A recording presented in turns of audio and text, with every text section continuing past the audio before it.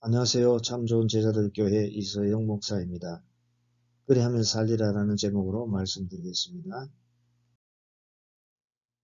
성경 말씀입니다. 여호와께서 이스라엘 족속에게 이와 같이 말씀하시기를 너희는 나를 찾으라 그리하면 살리라. 베델을 찾지 말며 길갈로 들어가지 말며 부엘세바로도 나아가지 말라. 길갈은 반드시 사로잡히겠고 베델은 비참하게 될 것임이라 하셨나니 너희는 여호와를 찾으라 그리하면 살리라. 그렇지 않으면 그가 불같이 요셉의 집에 임하여 멸하시리니 베델에서 그 불들을 끌 자가 없으리라. 정의를 순 쑥으로 바꾸며 공의를 땅에 던지는 자들아, 여호선과 삼성을 만드시며 사망의 그늘 아침으로 바꾸시고 낮을 어두운 밤으로 바꾸시며 바닷물을 불러 지면에 쏟으시는 이를 찾으라.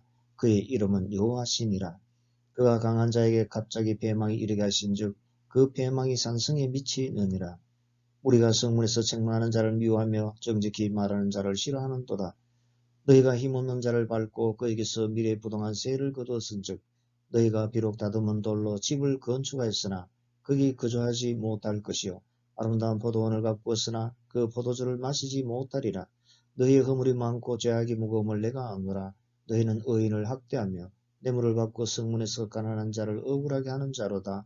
그러므로 이런 때에 지혜자가 잠잠하니 이는 악한 때임이니라. 너희는 살려면 선을 구하고 악을 구하지 말지어다. 만군의 하나님 여호와께서 너희의 말과 같이 너희와 함께 하시리라.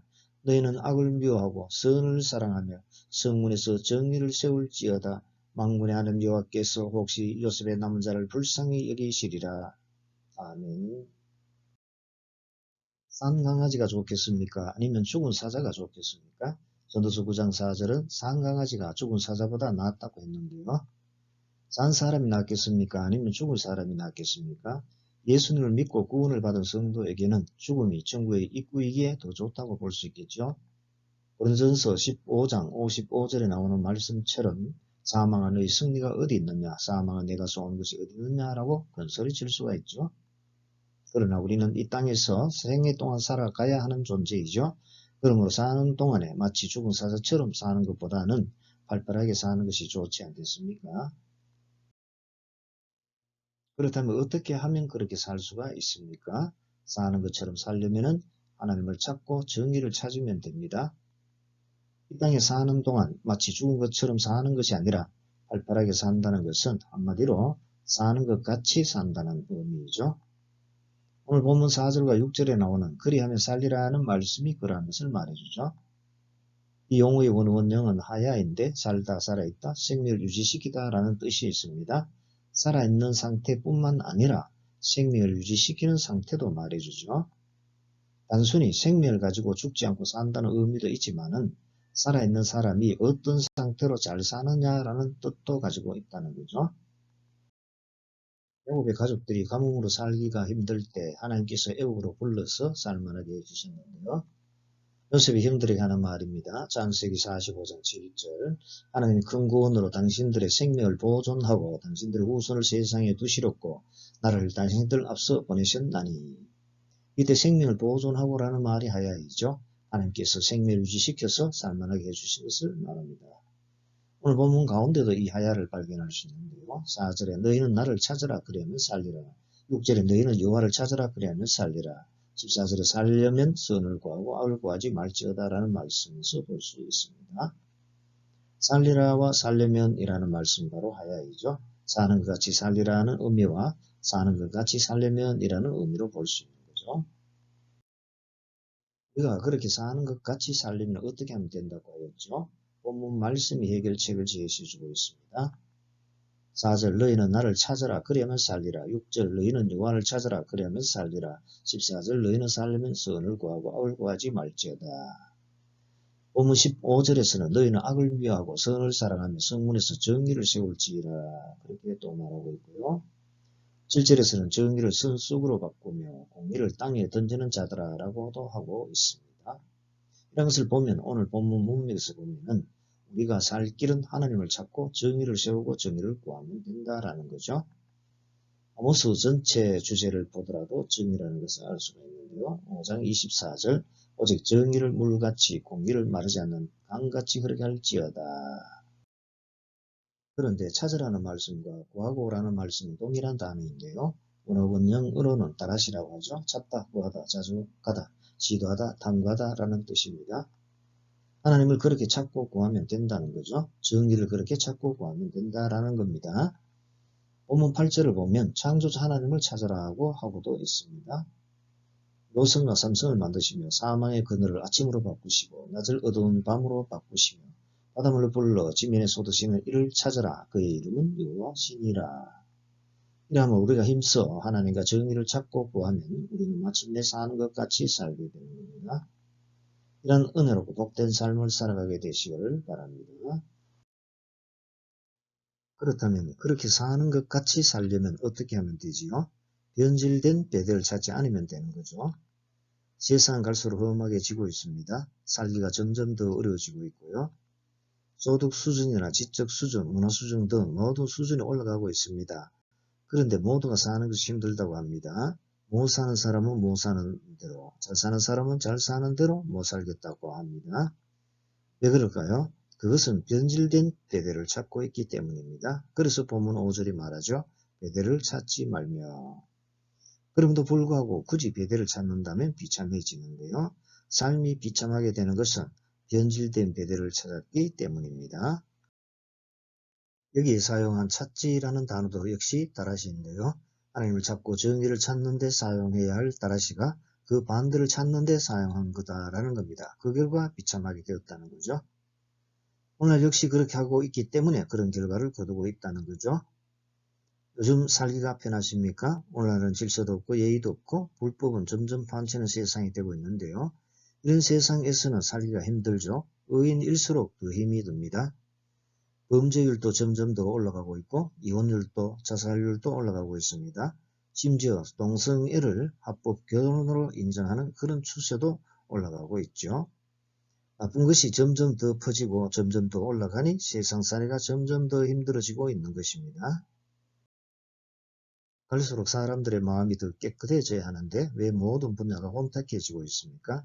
더 의로워져야 하는데 세상은 왜 더 어두워져 가지요?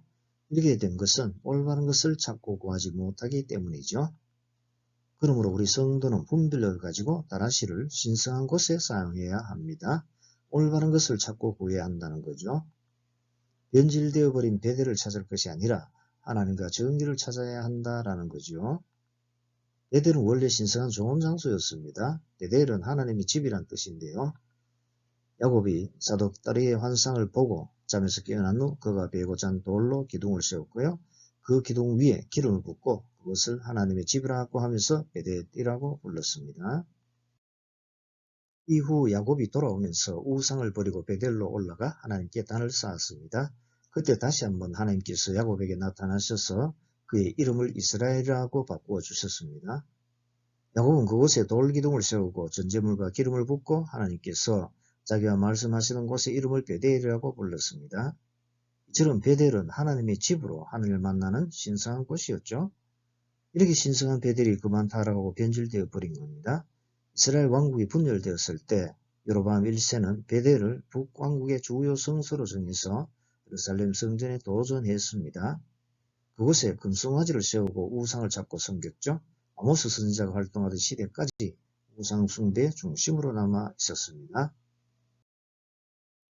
여로보암이 엉뚱한 것을 찾고 구했기에 하나님께서 여로보암이 죽을 것을 하나님 사람을 통해 경고했고요. 이 일이 여로보암 집의 죄가 되어서 그 집이 땅 위에서 끊어져서 멸망하게 되었습니다. 그 후 아모스 선지자를 통해 경고했는데요. 호세아 선지자를 통해서도 베델을 벳아웬이라고 부르면서 심판을 경고했습니다. 벳아웬은 죄악의 집, 악인의 집, 우상의 집이라는 뜻이죠. 베델이 이제는 하나님의 집이 아니라 우상의 집이 되었기에 그렇게 부른 거죠. 하나님을 찾지 않고 우상을 찾은 결과인 겁니다. 그래서 베델은 마땅히 찾아야 할 곳이지만 하나님께서는 그렇게 타락하고 변질되어 버린 베델을 더 이상 찾지 말라라고 하신 거죠. 세상이 악해지면 어떤 현상이 일어날까요? 본문 7절 정의를 쓴 쑥으로 바꾸며 공의를 땅에 던지는 자들아 단맛 나는 불이는 가까이 하고 정의는 쓴맛이 나는 것으로 여겨서 끓인다는 거죠. 10절 무리가 성문에서 책망하는 자를 미워하며 정직히 말하는 자를 싫어하는도다. 올바른 이야기하는 사람이 오히려 멸시당하고 미움당한다는 겁니다. 그렇게 되면 어떻게 되지요? 선한 사람이 말을 해도 아무런 소용이 없기 때문에 입을 다물기 시작하겠죠. 13절 그러므로 이러한 때에 지혜자가 잠잠하니 이는 악한 때임이니라. 이런 세상이 오고 있다면 세상이 악해지고 있다는 증거겠죠. 오늘날 역시 그런 현상이 나타나는데 이 모든 것은 다라시가 잘못 사용하고 있다라는 겁니다. 다라시가 잘못된 세상에는 어떤 일이 닥칩니까? 반드시 사로잡히는 일이 발생하죠. 악한 자에게 사로잡히고 악한 나라에 사로잡히고 악한 여에게 사로잡히겠죠. 또한 비참하게 되는데요. 자기 신세가 비참해지고 하는 일도 비참해집니다. 그리고 아무도 끄지 못하는 불이 임하는데 급한 불을 꺼야 하는데 꺼줄 사람이 없습니다. 강한 자에게 갑자기 폐망이 이르기도 하는데요. 아무리 부귀 권세가 있어도 소용이 없다는 거죠. 잘 살아보려고 해도 쇠퇴하는데요. 그래 폐망이 산성에 미칩니다. 믿고 의지하였던 경관 것들이 결국에는 무너져 버린다는 거죠. 그리고 다듬은 돌로 집을 건축하여도 거기에 거주하지 못하게 되고요. 아름다운 포도원을 가꾸었으나 그 포도주를 마시지도 못하게 됩니다. 이처럼 하나님을 찾지 않고 정의를 찾지 않으면 아무리 잘 살려고 해도 잘 살 수 없다는 겁니다.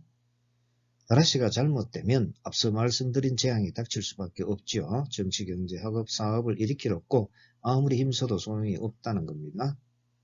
정의가 없는 세상은 어떻게 됩니까? 11절처럼 힘없는 자를 짓밟고요. 부당한 세를 거두어들이기도 하고 노동, 착취, 부당이익, 부당이윤을 취하죠. 수단 방법 가리지 않고 벌려고만 합니다. 보이스피싱 이런 피해도 얼마나 큽니까? 12절처럼 의인을 학대하는데요. 의인을 존경하고 의인을 따르려고 해야 하는데 오히려 깎아내립니다. 또한 뇌물을 받고 성문에서 다른 한 자를 억울하게 하기도 하고요. 오늘날은 사면 초과의 세상인데 물질은 풍요해지는데 왜 살기가 점점 어려워지죠? 시설이 좋고 좋은 것을 먹고 마시는데 그때뿐이라는 것입니다. 인류 호텔 같은 집에 살아도 행복을 느끼지 못하고요. 그런 곳에서 행복을 산다면 얼마나 좋겠습니까? 그런데 그렇지 않다는 거죠. 그런 곳에서 어떤 일이 일어나고 있다고 합니까? 못 살겠다는 말이 많이 나온다는 거죠. 이러한 불행에서 탈출해서 행복의 문으로 들어가려면 어떻게 해야 하지요? 하나님을 찾고 정의를 찾으면 됩니다. 물질 풍요만이 나라 발전과 개인 발전을 가져오는 것이 아니죠. 이 땅에 정의를 세우는 것도 발전을 가져오는 겁니다. 오늘날 시급한 것이 바로 이러한 것이죠. 우리가 불행에서 탈출해서 사는 것처럼 사는 길은 무엇입니까? 하나님을 찾고 정의를 찾으면 살 수 있는 거죠. 하나님을 떠나면 살 길이 있는 것처럼 보이지요. 더 잘 될 것 같고 더 잘 살 것 같습니다. 탕자가 그러했지요. 그러나 아버지를 떠난 탕자가 어떻게 되었습니까? 회망하지 않았습니까? 그러므로 하나님을 찾아야 하는 겁니다. 그럴 때 회복되고 살 수 있습니다. 앞서 말씀드린 재앙을 만나지 않게 되고요. 사는 것 같이 살게 되는 거죠. 이처럼 해결책은 하나님을 찾는 겁니다. 창조자 하나님을 찾는 거죠. 세상 만물과 역사를 주관하시는 하나님을 찾으면 살고요. 또한 정의를 세우면 됩니다. 선을 사랑하고 악은 미워하면 되죠. 선을 찾고 악은 찾지 않으면 되는 거죠. 무엇이 옳고 그른지를 잘 분별해서 따르면 되는 겁니다. 돌이킨 결과는 어떻게 됩니까? 하나님께서 불쌍히 여겨주시는데 살게 해주십니다. 그냥 겨우 사는 것이 아닙니다. 잘 삽니다.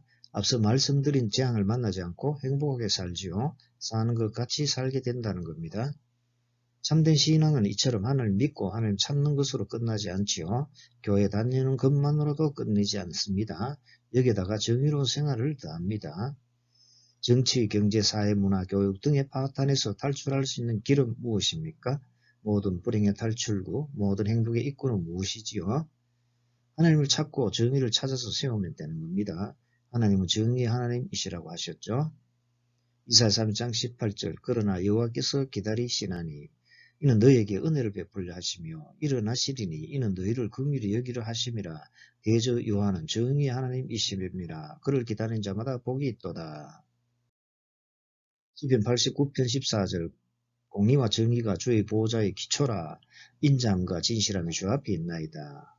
잠언 2장 8절 대저 그는 정의의 길을 보호하시며 그의 성도들의 길을 보존하려 하심이니라.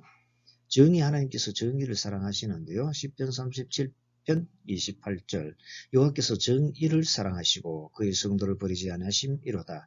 그들은 영원히 보호를 받으나 악인의 자손은 끊어지리로다.